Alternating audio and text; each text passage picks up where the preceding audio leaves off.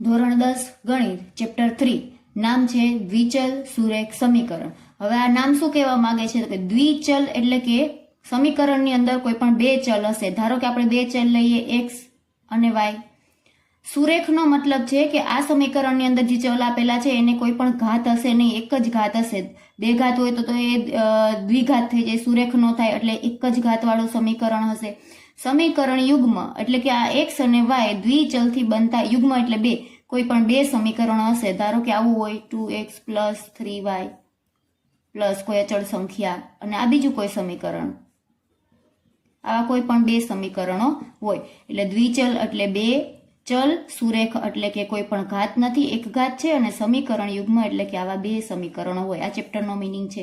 ઉદાહરણો જોઈ લઈએ કેવા સમીકરણો હોય। આ ટાઈપના હોય, આ છે x વાળું, આ છે y વાળું, આ છે અચળ x y અચળ। હવે આની અંદર y છે અચળ છે, x નથી, પણ આપણે આને ધારીએ તો દ્વિચલ લઈ શકીએ કેમ કે આમાં x વાળું પદ છે એને આપણે આમ 0x કરી શકીએ। 0x મતલબ કે x છે પણ એનો સહગુણક છે એ 0 છે એટલે x વાળું પદ લખાતું નથી। પ્લસ આજ a અને b, આમાં આ દ્વિચલ છે x અને y ને બદલે a અને b છે અને પાછળ અચળ સંખ્યા છે, અને આગળ જે સહગુણકો આપેલા છે એ આવી રીતના ફ્રેક્શનમાં પણ હોઈ શકે, અહીંયા પણ ફ્રેક્શનમાં આપેલા છે, એવી રીતે હોઈ શકે। હવે ચેપ્ટરની અંદર શું કોન્સેપ્ટ છે કે આવા જે બે સમીકરણો છે, સમીકરણ યુગ્મો છે, એને આપણે ઉકેલવાના છે। કોઈ પણ આવા બે અથવા તો આવા બે કોઈ પણ બે સમીકરણો આપેલા હોય એને એવું લખેલું હોય, આખા ચેપ્ટરની અંદર એક જ પ્રકારના દાખલા આવે છે, દ્વિચલ સુરેખ સમીકરણના ઉકેલ શોધો। તો આ દ્વિચલ સુરેખ સમીકરણ એટલે શું એ તો આપણે સમજી લીધું, પણ આ ઉકેલ એટલે શું? ઉકેલ એટલે શું તો કે જે સુરેખ સમીકરણ છે, બરાબર, જે આ બધા આપેલા છે એ છે ને એક લાઈન રિપ્રેઝેન્ટ કરે છે, એટલે કે ગ્રાફ એનો દોરીએ ને તો એ એક રેખા થાય। અને સમીકરણ યુગ્મ છે એટલે કે આવી બે રેખાઓ હોય। તો બે રેખાઓ હોય તો કઈ રીતે હોઈ શકે? તો આવી રીતના એકબીજાની સમાંતર બી બે રેખાઓ હોઈ શકે, એકબીજાને છેદતી બી બે રેખાઓ હોઈ શકે, અને એકબીજાને સંપાતી પણ હોઈ શકે, એટલે કે એકની ઉપર બીજી રેખાઓ પણ હોઈ શકે। રેખાઓ આવી ત્રણ પ્રકારે હોઈ શકે। સમીકરણ યુગ્મની વાત થયેલી છે એટલે બે રેખાઓ હશે, એ બે રેખાઓ આંબી હોય, આંબી હોય અને આંબી હોય। જો આવી રીતે હોય તો આ બે રેખાઓ ક્યાંય છેદે જ નહીં। ઉકેલ એટલે કે જે બે રેખાઓ આપેલી છે એ જ્યાં છેદે છે એ એનું છેદ બિંદુ, એ એનો ઉકેલ। તો આ જે રેખાઓ છેદે છે આ એનું છેદ બિંદુ છે, તો આ બે રેખાઓ છે એનો ઉકેલ હશે એક એટલે કે આ એક બિંદુ જ્યાં છેદે છે એ। આ બે રેખાઓ ક્યાંય છેદતી જ નથી, મતલબ કે એનું છેદ બિંદુ છે જ નહીં, તો એનો ઉકેલ હશે શૂન્ય, એટલે કે હોય જ નહીં। અને આ એકની ઉપર બીજી રેખા આખી સંપાતી થયેલી છે એટલે દરેક બિંદુ એનો ઉકેલ બની જાય, એટલે કે આની અંદર ઉકેલોની સંખ્યા હશે અનંત। એટલે કે ઉકેલ એટલે બીજું કાંઈ નહીં, જે સમીકરણ યુગમાં આપેલા છે એ બે રેખાઓનો આપણે ગ્રાફ ડ્રો કરીએ અને જ્યાં છેદે એ એનો ઉકેલ। હવે એ તો ગ્રાફ હોય એટલે આપણને ખબર પડે જોઈને કે આમાં એક જગ્યાએ છેદે છે, સમાંતર છે તો કે છેદતી નથી ને સંપાતી છે તો અનંત ઉકેલ હશે। પણ આવી રીતે બે સમીકરણો આપેલા હોય અને કીધું હોય કે આપેલ બંને સમીકરણોના કેટલા ઉકેલો હશે તે શોધો, તો આ સમીકરણોનો આપણે ગ્રાફ ડ્રો કરવા બેસવાનો ન હોય, સીધું શોર્ટકટમાં MCQમાં કે કોઈ પણ ઓબ્જેક્ટિવમાં પૂછાય તો બે સમીકરણો આપેલા હોય એના ઉપરથી ડાયરેક્ટ કઈ રીતે ખબર પડી જાય કે એનો એક ઉકેલ હશે અનન્ય ઉકેલ હશે, અનંત ઉકેલ હશે કે કોઈ પણ ઉકેલ મળશે જ નહીં। તો એના માટેનું એક આ ટેબલ છે, A1 અને A2, B1 અને B2, C1 અને C2। આ શું દર્શાવે છે? A1 અને A2 એટલે બંને સમીકરણોના x ના જે સહગુણક છે એ પહેલા ચલના, B1 અને B2 જે બીજા ચલ છે એના સહગુણક, અને C1 અને C2 છે એ અચળ પદ દર્શાવે છે।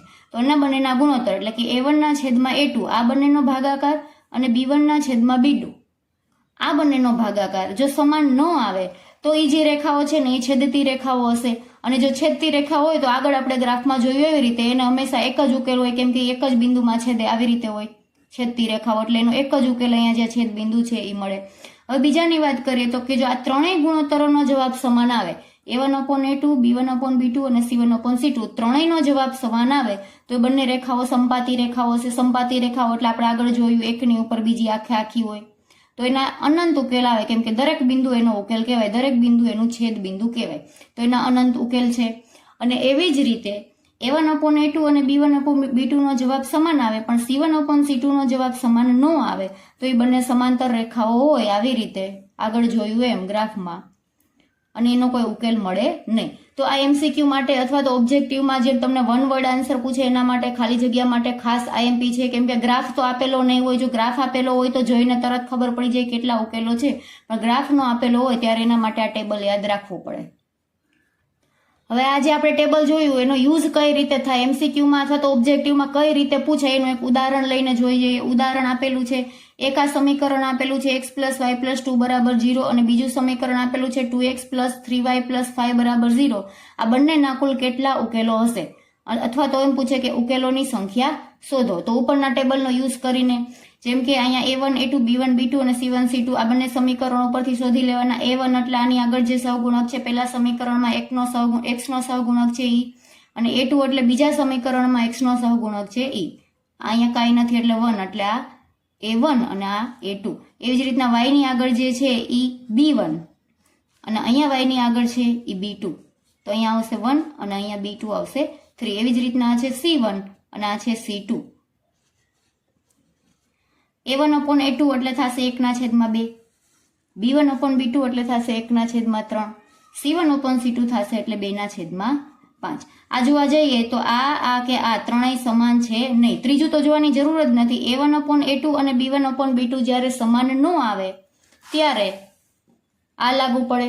a1/a2 અને b1/b2 સમાન નથી તો રેખાઓ કેવી હશે? છેદતી રેખાઓ હશે, અને છેદતી રેખાઓને માત્ર એક જ ઉકેલ હોય. તો જવાબ આવશે ઉકેલોની સંખ્યા 1. કેમ? કેમ કે છેદતી રેખાઓ છે. આ ઓબ્જેક્ટિવમાં પૂછાઈ શકે, પણ હવે આવી રીતે પૂછાય ઉકેલોની સંખ્યા નહીં, ઉકેલો જ શોધો. આ બેના સમીકરણો આપેલા છે અને એના ઉકેલો શોધો. અહીંયા ખબર પડી ગઈ ઉકેલ આવશે 1, પણ એ ઉકેલ કયો હશે? x નો જવાબ શું હશે અને y નો જવાબ શું હશે એ શોધવા માટેની આપણી પાસે 3 મેથડ છે. આખું ચેપ્ટર આ 3 મેથડમાં જ આવી જાય છે. 3 મેથડ છે, આદેશની રીત, આલેખની રીત અને લોપની રીત. એમાંથી પહેલી આલેખની રીત છે એ આલેખ ડ્રો કરીને ગ્રાફ પેપરની અંદર શીખવાનું હોય, બરાબર. એ નેક્સ્ટ વિડીયોમાં આપણે જોઈશું.